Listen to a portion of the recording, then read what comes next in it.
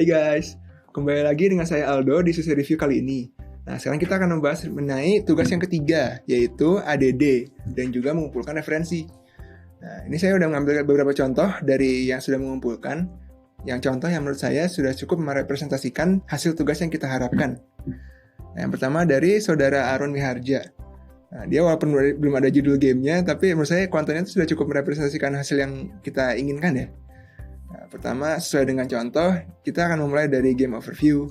Ada brief story, ada pitch, ada core experience, seperti apa yang dia diinginkan pemain dapatkan, core direction, genrenya apa, target audience siapa saja, dan juga platform device yang diinginkan itu apa. Yang kedua, itu technical, bisa dilewat juga, nggak masalah. Dia belum mengisi sih, tapi itu tidak masalah. Tapi yang utama akan kita bahas adalah yang ketiga, yaitu game visual direction. Nah, dia sudah menggambarkan dengan cukup jelas ya, sudah cukup detail seperti apa sih yang dia inginkan. Nah, seperti misalkan di art style-nya, art style seperti apa yang dia inginkan dapat digambarkan di game ini. Nah, dia mengambil contoh dari Grand Blue Fantasy untuk sprite-nya dan juga Bastion untuk background-nya. Nah, sebenarnya ini kenapa kita harus ngambil referensi, karena keterbatasan dari apa yang bisa kita jelaskan hanya dengan kata-kata. Ini misalnya kita menjelaskan, aku ingin membuat pemandangan yang indah, tapi indah itu seperti apa? Relatif kan? Nah, makanya dengan gambar itu kita jadi punya gambaran, no pun intended, bagaimana sih hasil yang kita inginkan itu. Sehingga artis-artis yang nanti akan mengerjakan kerjaan kita juga, mereka tidak kebingungan. Nah, dia juga sudah menggambarkan seperti apa sih pixel art-nya itu yang dia inginkan. Dia ngambil contoh dari Hyperlight Drifter. Nah, ini juga ada high detailnya seperti apa, segala macam. Nah, cuman yang ingin saya perjelas pembahasan adalah di bagian sini. Karena saya lihat masih ada banyak beberapa yang mengumpulkan itu, dia hanya mencantumkan kata-kata saja. Walaupun sebenarnya itu tidak masalah, tapi akan lebih baik jika kalian menyantumkan juga referensi gambar yang kalian inginkan itu seperti apa, sehingga penjelasannya dapat lebih detail dan tidak ada miskomunikasi antar artis nantinya. Seperti contoh di sini, dia menggambarkan form dari si karakter pahlawan adalah memiliki overall siluet yang berupa kotak dengan ada aksen lingkaran dan segitiga. Nah, untuk yang musuh, kebalikannya, dia lebih banyak aksen segitiga dan kotak. Nah, itu sudah cukup memberikan diferensiasi ya dari seperti apa sih hero, seperti apa sih si musuhnya. Nah, dia juga menggambarkan si color and mood-nya seperti apa dengan contoh gambar. Nah, dia juga menggambarkan kostum. Nah, kostumnya dia membagi 3 untuk armor, yaitu ada light armor, medium armor, dan heavy armor. Dan dia juga menunjukkan kalau light armor itu batasannya seperti apa, medium itu batasannya seperti apa, heavy itu batasannya seperti apa. Nah, dia juga menjabarkan pros and cons dari alternatif yang bisa dipilih. Misalkan, dia menjabarkan bila kita mengambil detail digital art, prosnya adalah detailnya bagus ya, karena detail. Tapi konsepnya ada large asset size. Ada juga yang pixel art low detail seperti apa, pixel art high detail juga seperti apa. Nah, ini juga perlu dijabarkan, walaupun tidak perlu dengan gambar sih kalau ini. Nah, dia juga sudah menggambarkan si GUI yang dia inginkan seperti apa desainnya. Nah, seperti itu. Ini menurut saya salah satu contoh yang baik untuk menggambarkan ya, karena untuk artis tuh kita kan memang medianya visual ya. Jadi kalau misalkan hanya menggambarkan dengan kata-kata saja, kadang-kadang terjadi banyak misinterpretasi karena tiap artis juga punya banyak pandangan yang masing-masing. Nah, itu dari saudara Aaron. Yang kedua dari saudari Diva Magisti. Nah, dia sudah ada judulnya ya.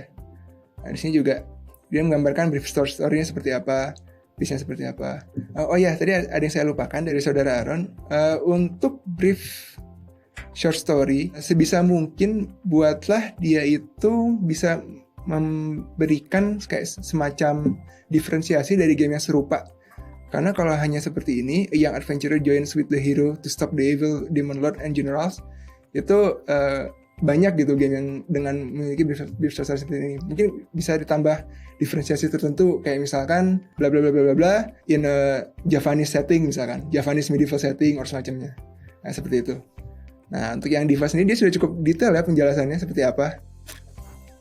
Karena dia juga selain menjabarkan apa yang akan dilakukan oleh tokoh utama, siapa musuhnya, dia juga menjabarkan apa sih settingnya, yaitu bertemakan Ramayana dengan campuran cerita rakyat.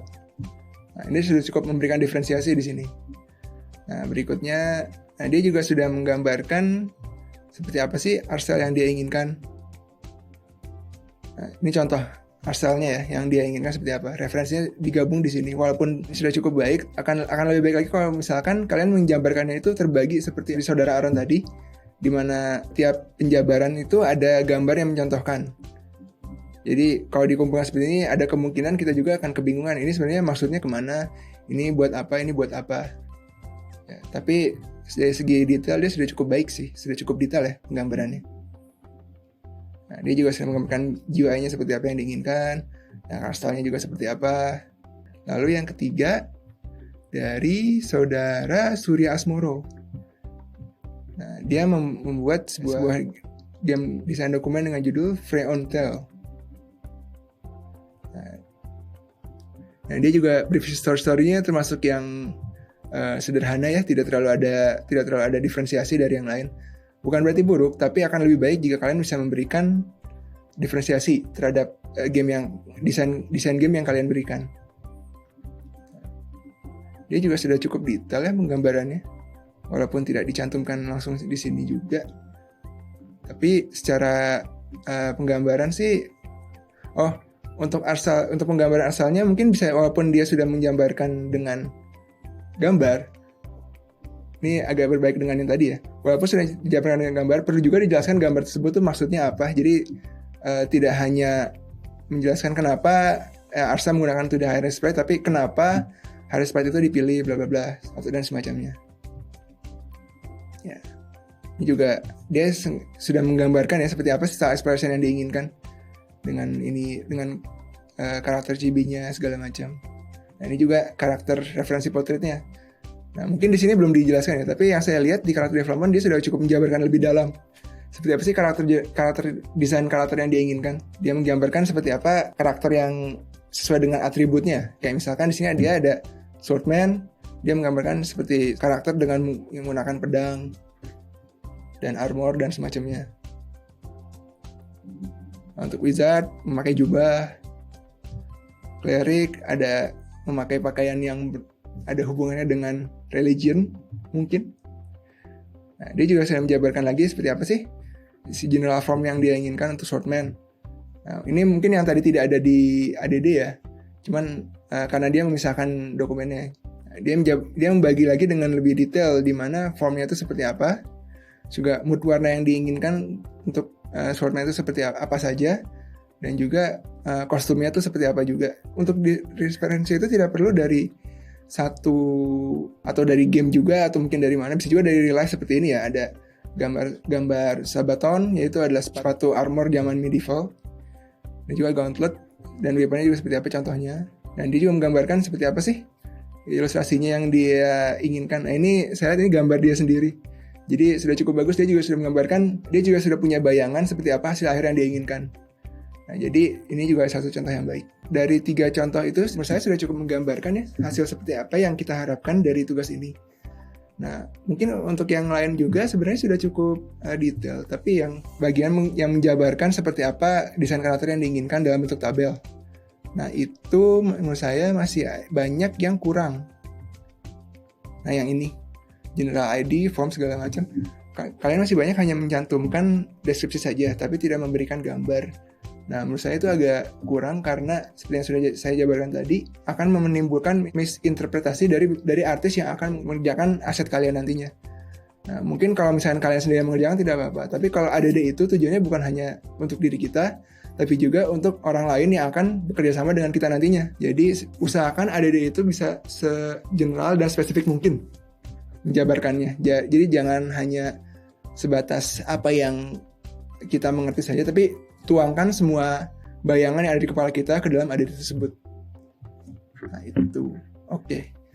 Terima kasih atas perhatiannya. Sebelum saya tutup, saya ingin mengingatkan kepada saudara Diandra, untuk tugasnya itu masih linknya yang diberikan itu masih menyambung ke tugas yang sebelumnya, yaitu yang animasi. Jadi mungkin kalau misalnya saudara Diandra melihat review ini, coba diperbaiki linknya biar kita juga bisa menilai nanti ke depannya. Oke, terima kasih atas perhatiannya. Sampai jumpa di review minggu depan. Sampai jumpa.